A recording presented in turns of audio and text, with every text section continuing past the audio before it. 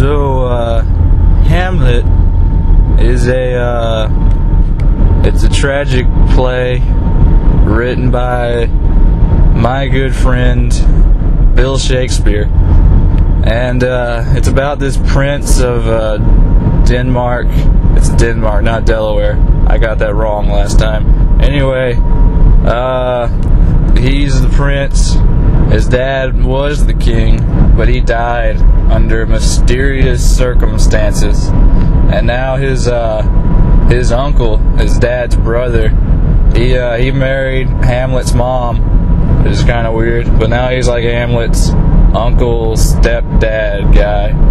And anyway, one day Hamlet's hanging out and his friends show up and they're like, "Hamlet, there's a ghost upstairs."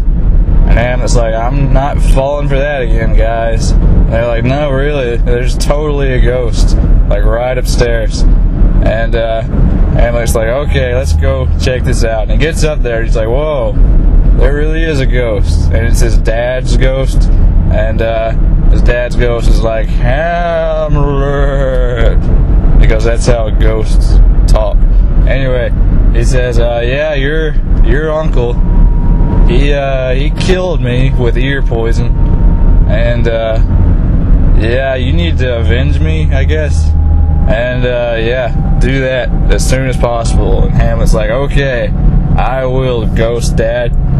And so Hamlet enacts this plan, and he starts to act really crazy, and he figures if he does that, then somehow he can get to his uncle, I guess. And the problem is he doesn't tell anybody. He doesn't tell his mom or his girlfriend Ophelia, and so they're all really worried. And anyway, one day some actors show up, and Hamlet's like, "I've written a play, and you guys need to perform it for the king, my uncle, evil stepdad guy." And they're like, "Okay." And so they perform this play, and his uncle stepdad guy is like, "Oh man," because the play enacts his murder of Hamlet's father, his brother. And he's like, "I'm wrought with guilt," and he runs out. Hamlet's like, "Well, that proves it. That ghost was telling the truth." I usually just accept what ghosts tell me.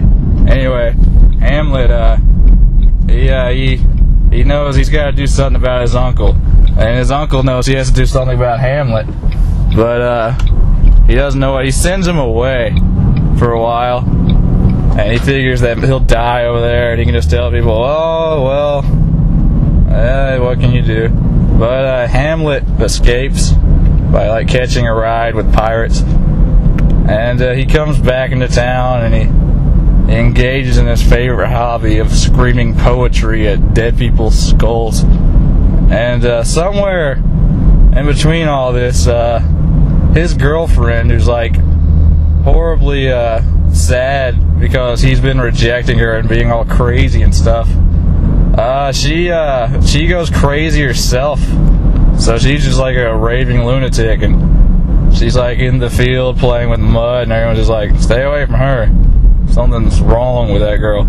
And anyway, Hamlet just sort of ignores it. He's not a really good boyfriend, I guess you would say. He's like a terrible at relationships. But anyway, he goes to meet his mom, and he's like, "Hey Mom, that guy that you're married to is kind of a jerk. He murdered Dad." And his mom's like, "Oh, Hamlet, you're crazy, and I love you." And she makes a pass at him, which is just weird and wrong, and I don't care who you are, that's just creepy. Shakespeare was kind of a freak. And anyway, there's this Hamlet just decides, "Hey, I'm gonna stab this curtain because there's a guy there." But it turns out it's his girlfriend's father who was spying on him. So this just like adds to the whole going crazy thing. And eventually Ophelia drowns in like an inch of water. She like trips into a puddle and drowns. She really could not swim.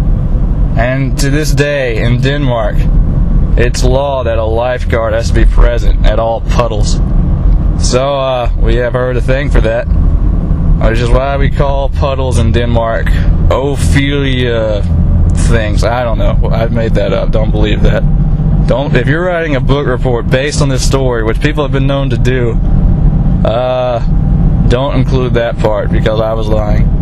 But anyway, Ophelia's brother, he wants revenge because he's like, Hamlet, you're kind of a jerk, but the evil uncle stepdad king guy, he's like, hey, you want to get revenge on Hamlet? How about I set up a duel and the two of you just like fight it out, and yeah, that'll settle things. And they're like, all right, but he's like, I know you're going to win, but to give you an advantage, I poison the tip of your blade, and also I poison this wine, and so even if you don't kill him, he'll drink this wine and he'll die anyway. And he's like, alright, why not? So they have this fight, and Hamlet, like, he's amazing at sword play, I guess. And he like steals the guy's sword from him and stabs it through him, and he kills him. And then while he's dying, he's like, oh, Hamlet, the evil king stepdad uncle guy, he put me up to all of it.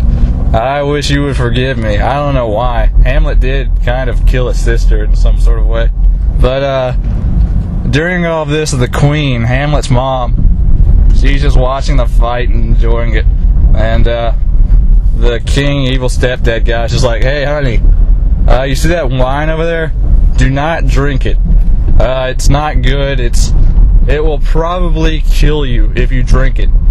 Anyway, she drinks it immediately. She was not smart at all. She dies. So that's like 4 people dead. No, 5, counting Ghost Dad. Anyway, so Hamlet has been sort of, he like got sliced up a bit, so he's dying from the poison. And so he takes the wine and he shoves it down his evil stepdad guy's throat. And he's like, you drink your own misdeeds. He doesn't say that, I don't think. But yeah, he kills him, and then Hamlet dies, and along the way there's some poetry and stuff. If you've seen Lion King, you know Hamlet, because that's pretty much the same thing, except with less incest. The end.